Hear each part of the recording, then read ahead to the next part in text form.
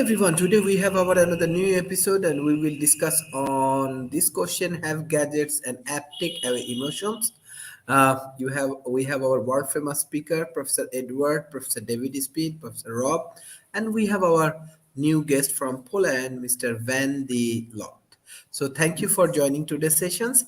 First, I would like to give chance Professor Edward. Thank you. Well, yes, welcome to all my friends and our new friend in Poland, and we are certainly behind you. In the situation you're in right now, uh, Thank you. uh, with Putin, and hopefully at some time in the near future he will be eliminated. Anyway, that's a whole different discussion. But the discussion we're having today is about gadgets and whether they're taking away our emotions. And of course, as many of your listeners, hi listeners, know, whenever these issues come up, I usually start by talking about what are the basics before we even get into the issue. And in this case, what are emotions? So let me give you a few quick things about what are emotions to begin with. Well, emotions in human beings are capacities of our conscious minds and specific, and they're hardwired into us. It doesn't like we don't have a choice about it. Evolution has it's programmed us or hardwired us for certain kinds of conscious capacities. And emotions basically are reactions to certain issues or certain environmental situations. And I'm using sort of Aristotle's typology here. For example, we humans have a capacity for reacting to danger, which of course had a survival capacity, uh, issue, possibility in hundreds of thousands of years ago. But on the other hand, one hand, if we're faced with a danger that's really, really minimal, but we are scared to do something, well, that's called cowardice. Our emotions are tuned in the wrong way. On the other hand, if you decide to ignore a really serious danger, for example, you're going to run into a machine gun nest in battle, even though there's not a chance in hell that you're going to get there, that's called foolhardiness. Well, the proper emotional reaction is courage, okay, which is not that you're a coward and not that you're foolhardy. Or, for example, how do you react to something that is outrageous? Anger, as Aristotle says, has to be to the right the right amount of time at the right time in the right degree towards the right issues. In other words, it's contextual, right? Same thing for pleasure. There's nothing wrong with pleasure, but on the other one hand, you can overdo it. On the other hand, you can be so ecstatic that you're undermining your own capacity as a human being. So, in other words, emotions are hardwired in us, but they're best used, you might say, if we develop them in a certain way. That would be number one. How do you develop, for example, the capacity for courage? Well, you do courageous acts. You actually have to do something. You just don't think about it abstractly. How do you devise or program the virtue of temperance? Well, you do temperate acts, okay, and always guided by reason. So emotions are these capacities we have that serve us best if we condition ourselves to stuff called the mean, always in the right amount, the right time, right situation, to the right person, guided by reason. Now that we know what emotions are all about, let's talk about gadgets. Okay, so are gadgets taking away our emotions? Well, by definition, they can't take away our emotions that are already in us. Okay. And by the way, people have different capacities for emotions. If you look at the work of Jonathan Haidt, especially in the last decade or so, you see we all sort of have different levels of how we feel things. What I would say is, in terms of gadgets, it really depends. You can become mind numbed by gadgets. You could spend all day, for example, you could spend all day just kind of looking at this thing. But you're not destroying your emotions, but you're just kind of numbing yourself like that, right? Or you can have an interesting discussion like we're doing right now. Isn't that cool? Our gadgets are giving us the capacity to do this interesting discussion. Or here, I've got a gadget that sometimes I get obsessed about. So you see, this is my Fitbit, right?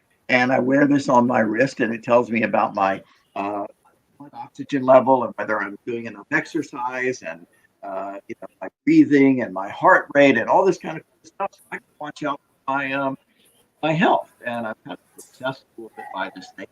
But it's cool because now I'm raising my consciousness about certain things that I exercise regularly, but I don't sleep enough, but I do this, but I shouldn't do that.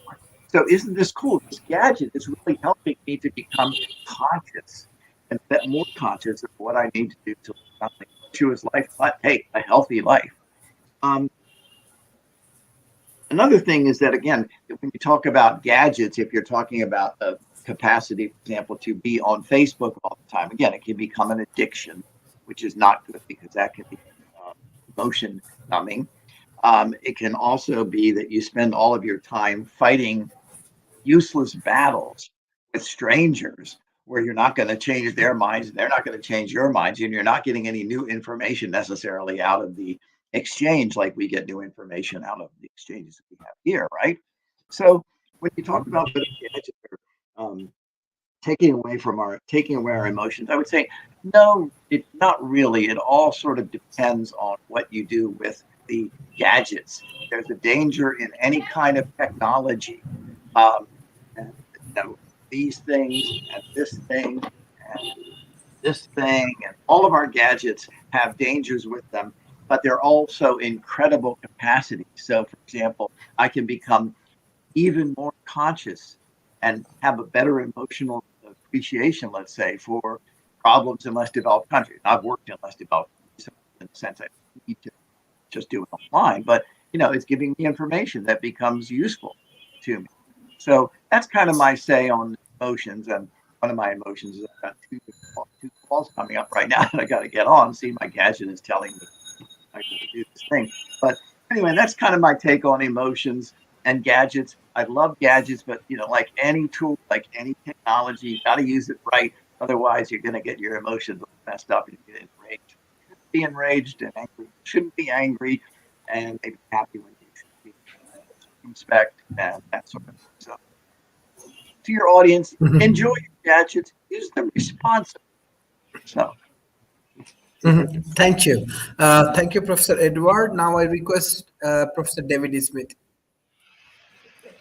Sharif, you come up with some of the best topics like this one because, on one hand, I look at the question on this have gadgets and apps taking away emotions? And in some ways, I say no, they cannot because emotions are really, when you get down to the basis of it, as Edward kind of said, they are a really physiological sensations in in the body, and gadgets should have no power over them. On the other hand, I know sometimes how frustrated I get at some of my gadgets and some of the apps when they don't do what I want them to do, or they hang up, or things like that. So, in some ways, gadgets and apps have increased emotional responses among some of us. Uh, at the base level, there are some apps like the Calm app, which actually helps us manage our emotions. And we're seeing that quite a bit as well. And, there's apps like some of my travel apps where I love it when the traveling's going well. And I hate those apps when there's delays and cancellations and stuff. So, I'm this mixed bag of emotions with your question. Uh, and as you look and see how we're going handle those. The other thing, though, is I look at this more through a scientific lens. Technology advances have maybe gotten in ways of our creative expression. Um, and on the other hand, they have enhanced our creative expansion, particularly with the ways we express and navigate our emotions. Um, One of the companies that I'm doing, we're producing a application to teach social and emotional learning. And by definition, that application should help us manage our emotions and track our emotions and give us tools to cope with our emotions. and let our teachers, our doctors, our healthcare professionals do a better job of helping us manage emotions. So you can kind of see I'm all over the place on this one. Um, I love some of the emotions, and I see some of the differences. You know, my age group, for example, we love to see movies and things as on a almost as large of a screen as we can. But then I look at some of the kids in high school and college today, and they'd rather watch it on their tiny iPhone as compared to that. And do they get the same emotional responses as I do on a big screen versus that? I'm not for sure. I think mine is better, but that's just me talking. Um, the other science of gadgets and emotions is one where I see that for our generation, we are hooked on the advances in technology. And we spend, as Edward said, the majority of our time stuck in a technology. And we are often looking at ways to mitigate it, ways how we're damaging our emotional intelligence. And we have generations who would rather play online than go outside and play. We would rather react with an avatar than interact with people. And human intelligence in those instances seems to be replaced by artificial intelligence. And there seems to be a state of disconnection leading to alienation sometimes between the applications and the gadgets and really our emotions. And how we're going to do that and how we're going to be successful with it. Um, can I use technology to validate my emotions? Well, some apps try, and some apps fail very hard with that one. But Sri, the question's great, but my answer is there's not a black and white answer. Your question is nothing to me but a set of a grayscale there, because I can argue each and every point of it in a dozen different directions. So, Sharif, I think that's my opening remarks. Thank you.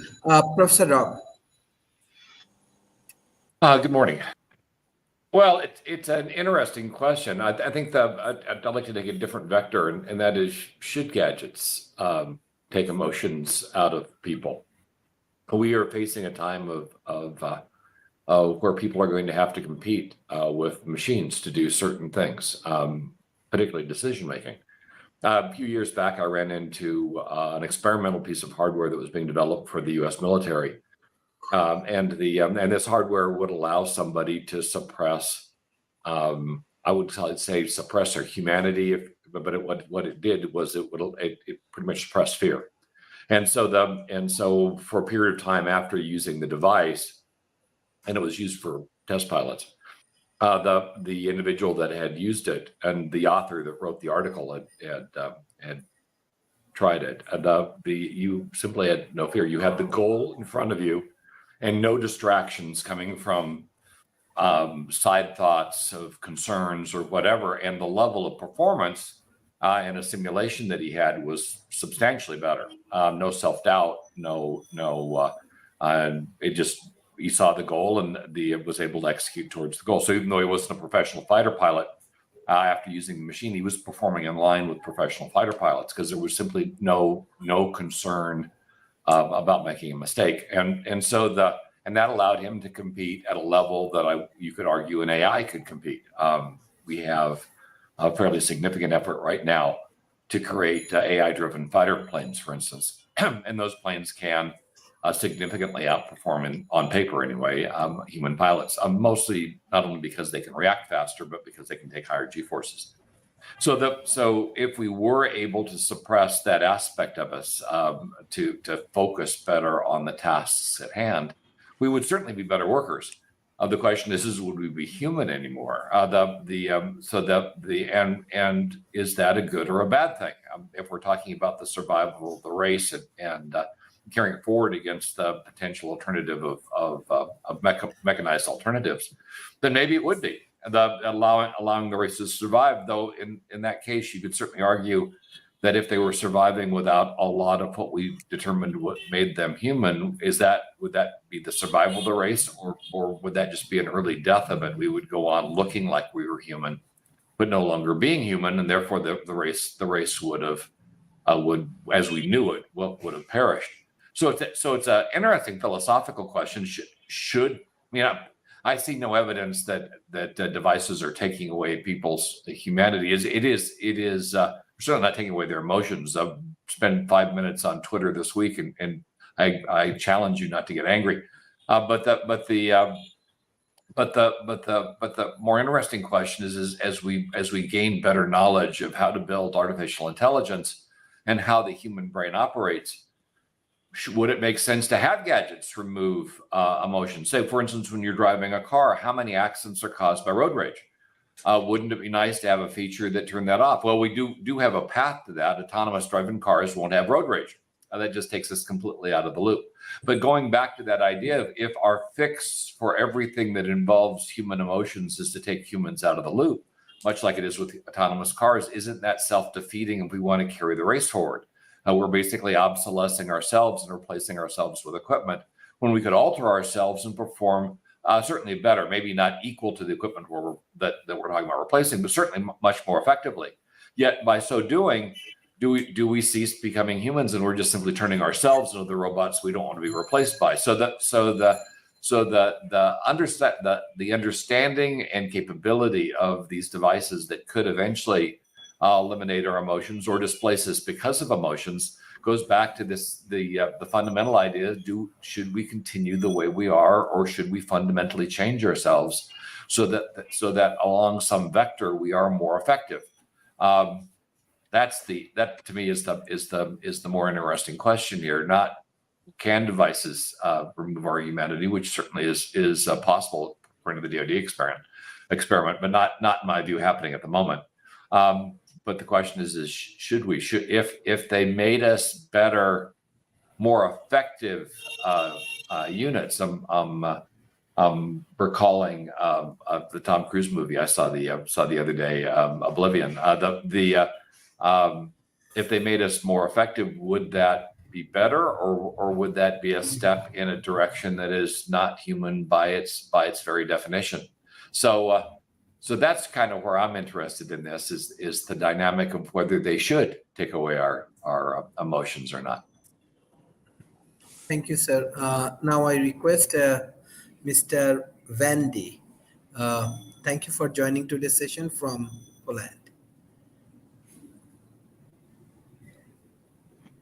You're welcome, Dr. Sharif. Nice to be on such a meeting. Yes, I've been thinking about this subject also, and what I think is you should take from it what is best for you. You need to turn up your gain. We can barely hear you. Okay. Or get Better closer to the now? mic. Better Yeah, now? that's better. That's better. Yeah, okay. Thank you, Rob. I think one of the major gains of these applications and this electronics is that we can meet incredible people. I was confined when I didn't have internet and only a telephone, an old kind of telephone, to my friends, which I knew the telephone number. And now all the minds who are on the internet, I'm open to. You're still dropping in and out. We're missing a lot of what it is you're saying. It's loud for a minute and then it gets really quiet. Okay, now better? Yes, that's better. Okay, thank you, Rob. You may just have to speak up. Good, maybe better like this. That's better. Yeah, much better. Thank you. So what I said, I'm looking to the incredible advantages of meeting people all over the world, but I think we should be choosy in how we use it, with whom we use it, and for what we use it.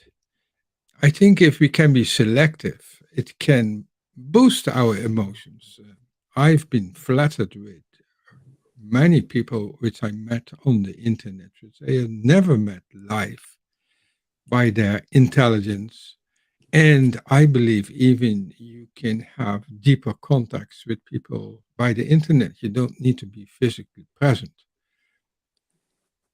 You can have contact deep into your mind and maybe even with the soul. These are incredible advantages which gives the apps, which also can help to develop your emotions. But as I said, it's rather good to be selective and not want everything. I think Rob said it, and David also said it. You got to be a kind of selective in these matters. What is probably the greatest positive effect?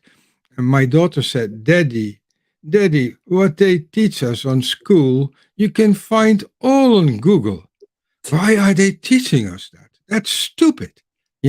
I Google it and I have it. Why should I remember all this stuff? The history of Poland and this one and this mathematics. If I want a rule to calculate something, I go to Google and I have it. She didn't understand it. And what she was meaning very much, she was only excited by accomplishing things which she wanted in life and knowledge which was helping her with that. She eventually went to an art school where she could express her indeed emotions. So in a certain way, yes, I think gadgets can boost our emotions, can be positive to our emotions, like even today's meeting. So nice to meet you here, all of you, and the different points of view, the different experiences in life.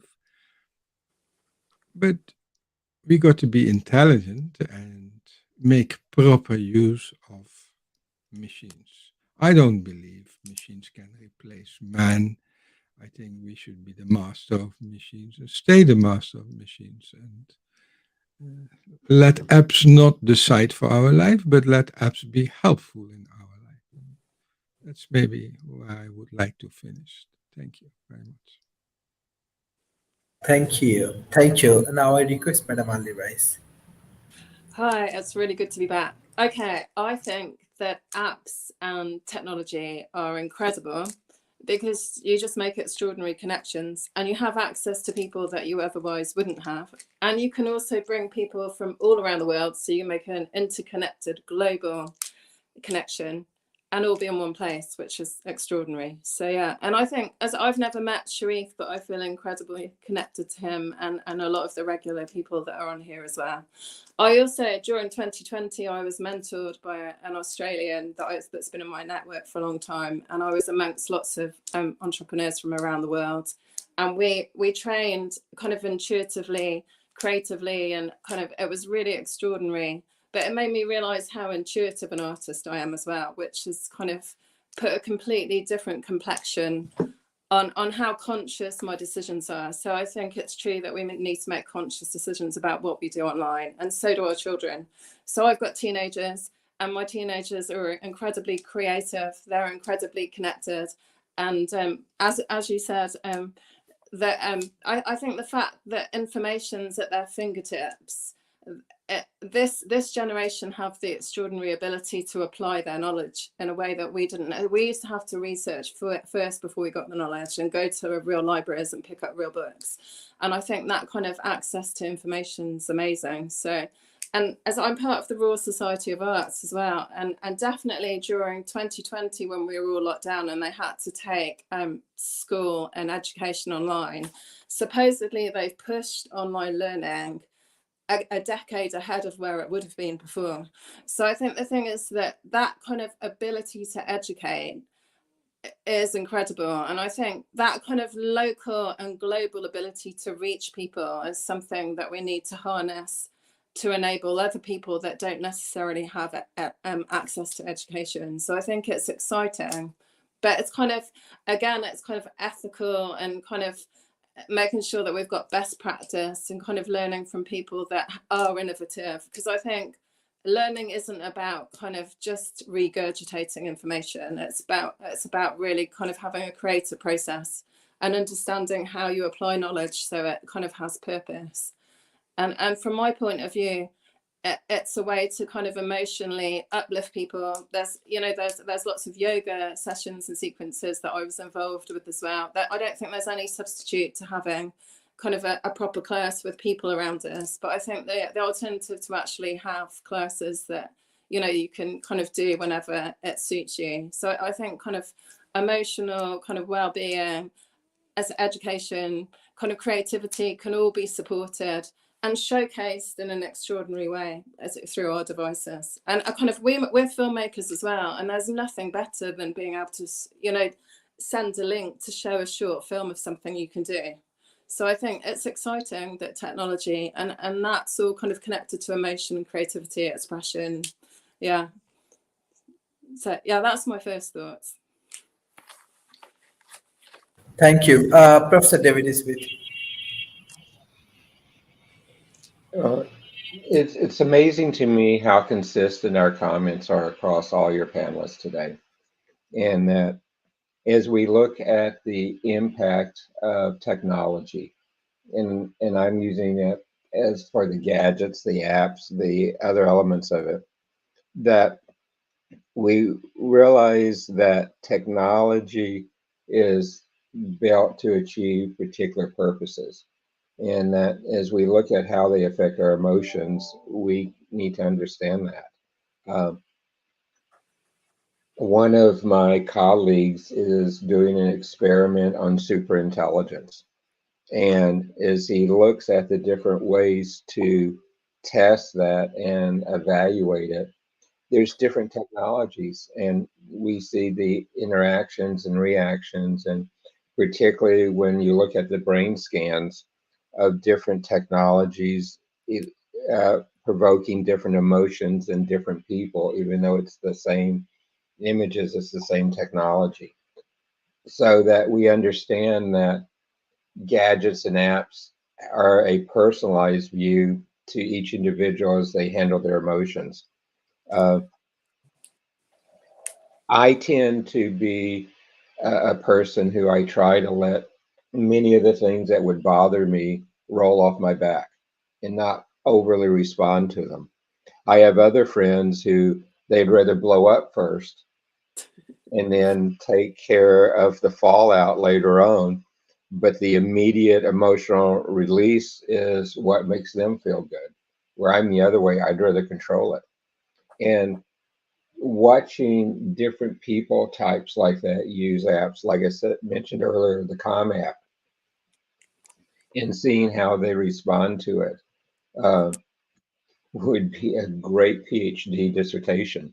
Let me tell you, with what I've just seen with the different ways people react.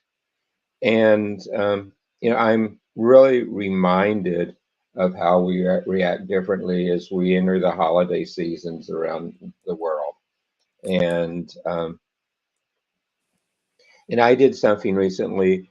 I posted a picture on one of my accounts where I have a T-shirt that says, "I don't do Christmas pajamas."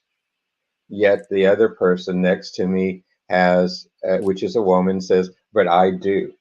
So, you look at little things like that and see that each of us bend our own emotions, and how we interact with technology, how we interact with the gadgets, will be a personalized experience, and will be one that's influenced not just by our view of the technology we're interacting with, but our view of those around us and how we're influenced by them. We're going to be influenced by looking what's happening in the geopolitical environment. Today, as I look around the world, there's large parts of EU, there's parts of Asia, there's parts here in the United States where the applications and gadgets are secondary to our emotions with what's going on around us. So again, it's how do we take this in the broader context? And back in my studies of psychology, one of the areas I loved to study was how do you create cognitive dissonance? Because the best learning you have is when you create some of the maximum cognitive dissonance. And I can tell you apps and gadgets can do that. I was trying to start on not my PC, but on my MacBook Office yesterday. And it kept telling me it was being updated where it wasn't being updated. It wouldn't start.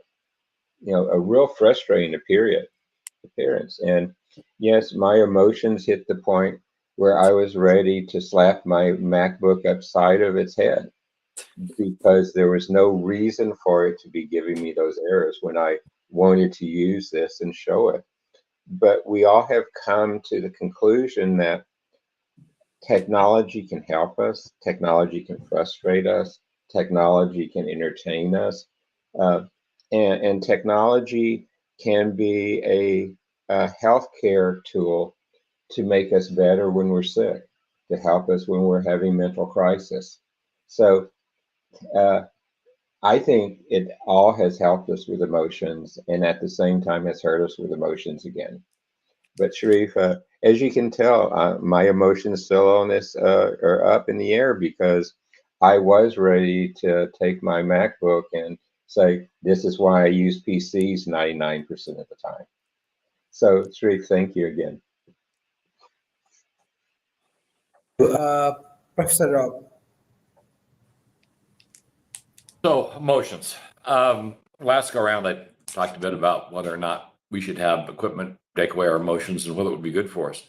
One area that devices are increasingly becoming capable of is monitoring our biometrics. We've got smartwatches that can monitor heartbeat, blood sugar levels, to a certain extent can monitor stress. And yet, not only don't we use these devices regularly for our own well-being, other than just making sure we get our steps in, which is certainly something we have done. But we really don't seem to be gaining a great deal of additional understanding about our individual emotions and how they work. And the underlying concept of it might make sense to have a class of device evolving out of smartwatches and biometrically attached devices that help us understand our emotions and so we can better deal with them. For instance, I gave the example previously about road rage. Really bad things happen when folks get mad on the road, and the earlier concept was, what if we took those emotions away? But well within our capability right now is to at least make you aware that you're having them. Maybe provide the individual with advice that you might want to just pull over and chill. As opposed to doing what you undoubtedly will do, which is going to either land you with a significant ticket or in jail. So this idea of being aware that maybe you become inebriated and you shouldn't get in the car in the first place, or that your anger is getting to the point where you could lose control and you just need to go find a quiet place, would be incredibly helpful.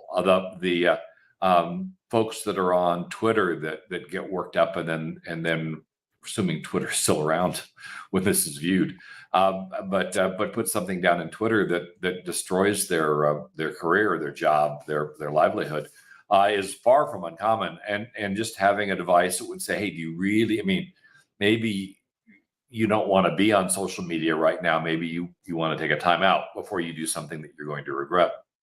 Same thing with letter writing.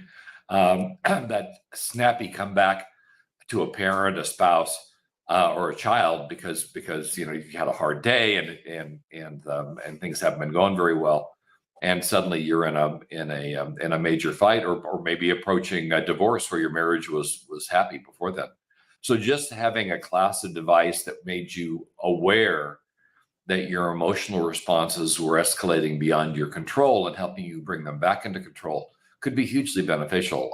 Help people avoid arguments that they otherwise would exit if they weren't emotionally engaged. There are entire classes of folks that get out there and figure winning an argument is called argumentative theory, that believe that winning an argument increases your status. At least that theory argues that's hardwired in us, and so it's better for us to perceive to win an argument even if we're wrong, than to admit that we're wrong and the other person is right. That's problematic, and certainly you can find that deadly in military or medical situations. So being able to having the individual be able to recognize when their emotions are working against them that are going to cause something that they are later going to regret, allowing them to not exhibit that behavior and thus not experience the pain and the downside, could be hugely beneficial. And I think we're very close to having the capability of doing this. We just don't have the focus on the devices to make it happen. But that would be a game changer, being able to better understand and keep a handle on our emotions, and certainly being very aware of the fact that maybe we're being manipulated. Ponzi schemes, for instance, we just had the FTX failure. Ponzi schemes by nature prey on emotions. This idea of getting wealth quick, and just a simple red flag saying, hey, if it looks too good to be true, it probably is, allowing us to save our retirement. We just had a whole bunch of people effectively lose their retirement with the FTX collapse, because they were not thinking with their head. They were thinking they just weren't thinking, and letting their emotions dictate their behavior. So having something that would let them know that was the case and help them mitigate any damage that would otherwise occur would be an interesting and perhaps incredibly helpful range of devices, applications, and equipment, and might make the world a far better place. Thank you. Mr. Van.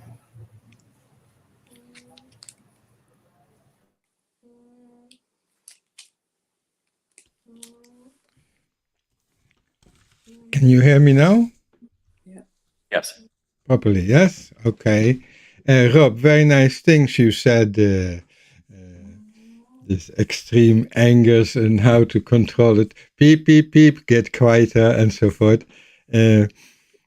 I'm teaching, I'm the founder of Enlightened Leadership Academy, and I'm teaching people meditation, different kinds of meditation to control their emotions. In fact, not to control their emotions, to become peaceful. Because when you're peaceful and you have distance to your emotions, then we get something like David said, you can control the emotions with some reason, like a horse. Yes, you have a horse cart, or maybe a few horses before your cart, and you got to control also their emotions because they get to go forward.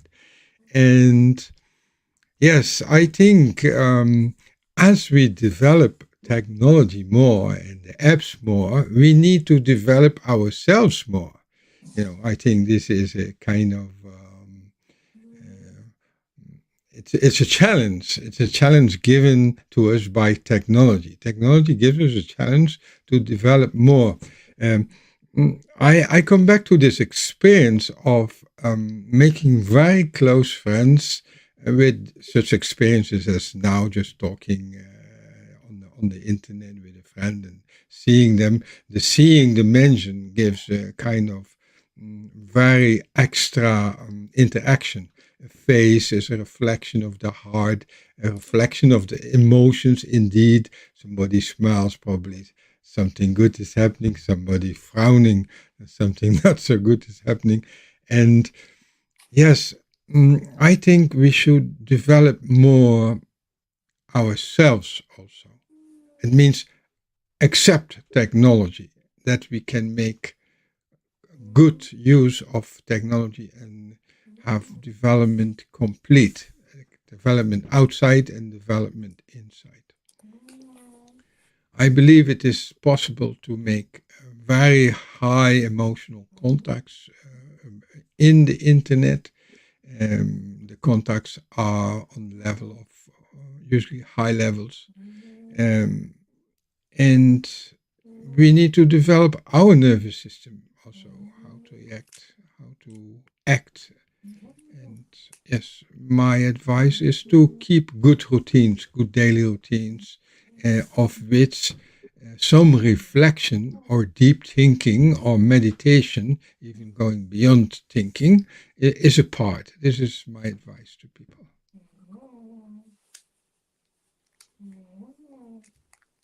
Thank you, Madam Ali Rice. Okay, so I've got a few things that I do think technology is worrying about, because I've got 2 teenagers, and I know that bullying, social networks is a really bad place for young people when it comes to bullying and being isolated. And there's definitely cases over here when people have taken their own lives that are young, you know, it's like some 12-year-olds, you know, really young children that have got to the stage when they're isolated. So I think as parents, we need to be conscious about what our young people are doing to make sure that they're kind of exposed to positive things. And so I think that there's a worry there. But I think, to be honest, I think our generation generally kind of makes good decisions. But then I was thinking, you know, on even local notice boards in the village we live in, if somebody says one comment, there's a whole kind of tirade of abuse from other people sometimes, and sometimes it feels like they're just looking for someone to have a go at, just to let off steam. So I think the thing is that those kind of things, when there's an ongoing dialogue and everyone's kind of open to, you know, so I think whereas something that's kind of structured like this has a purpose and has kind of, so I think sometimes the way that we structure things and who we bring in is really important too. And I think, you know, as an individual, I tend to want to learn and be open-minded and quite open-hearted about the things. And I kind of, and I think not everybody is, you know, some other people are there because they're kind of power driven and they want to make their point and not listen to anyone else.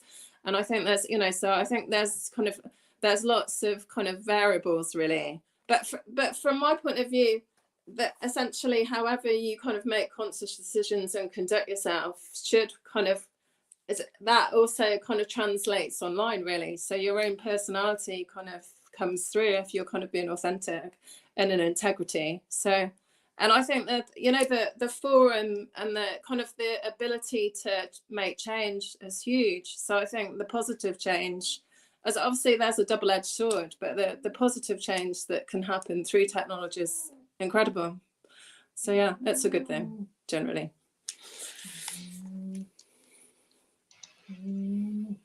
Well, I see we've lost Sharif again. Oh no.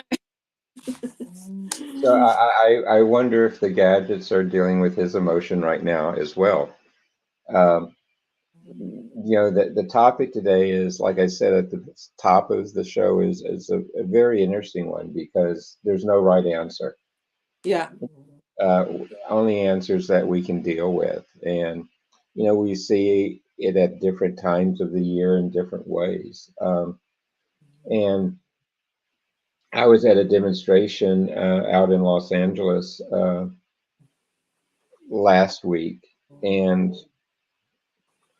it to me it was amazing just to look at how you see the differences. We were driving down 405, the big freeway there, doing probably 2 miles an hour, and you look at those, and yes, it began to strike me that the technology of even driving was frustrating me.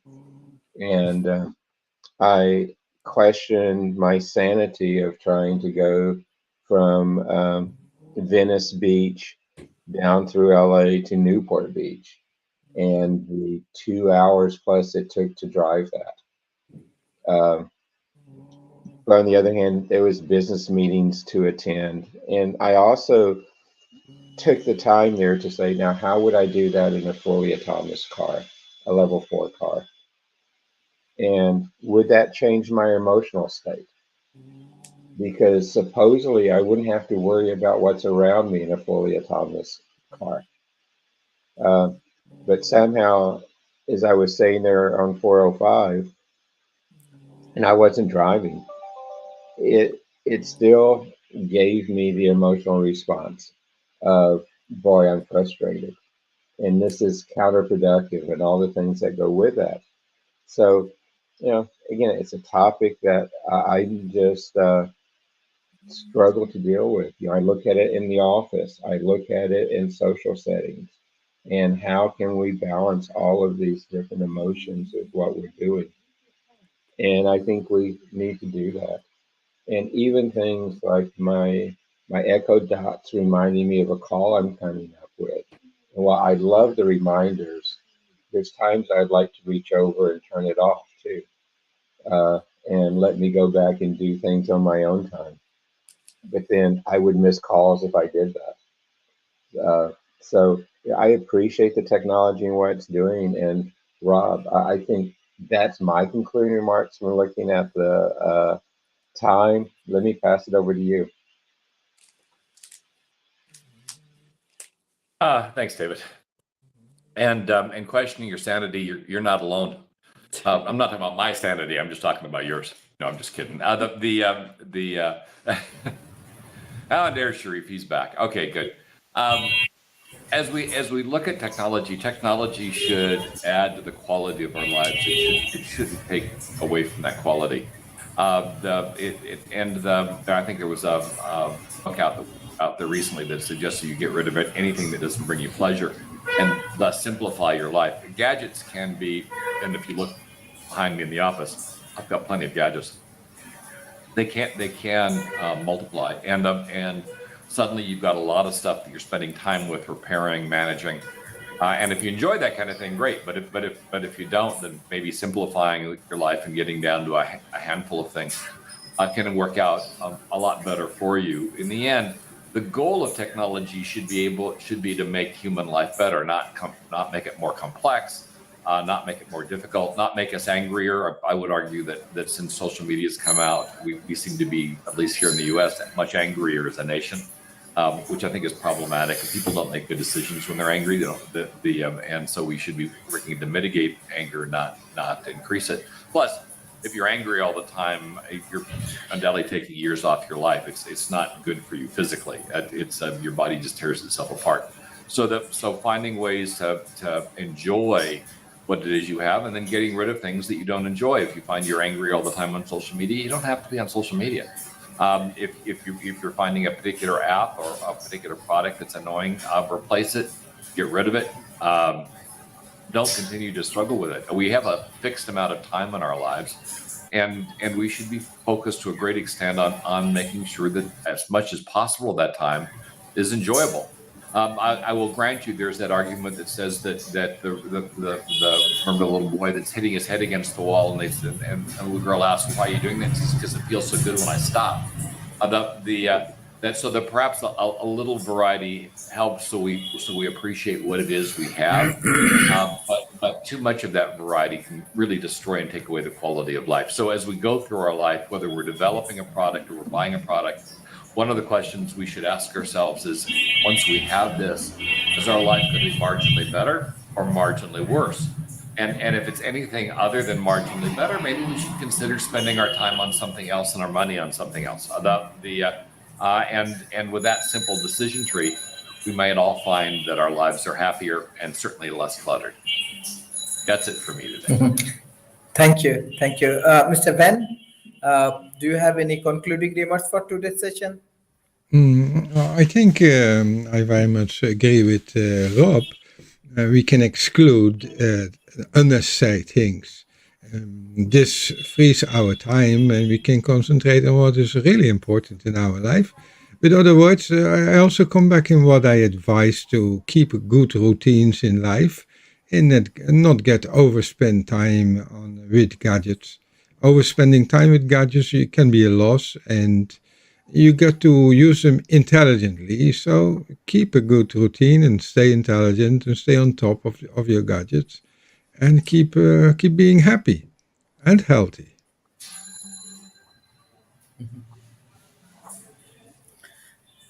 Thank you. Madam Ali Rice?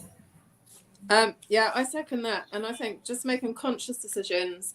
I know, interestingly, when in 2020 there was somebody that I met that's Australian, and so we connected, but he did a healing thing with me, and my dad died 5 years ago, and he somehow or other unlocked the grief that I was holding, and it was all virtual.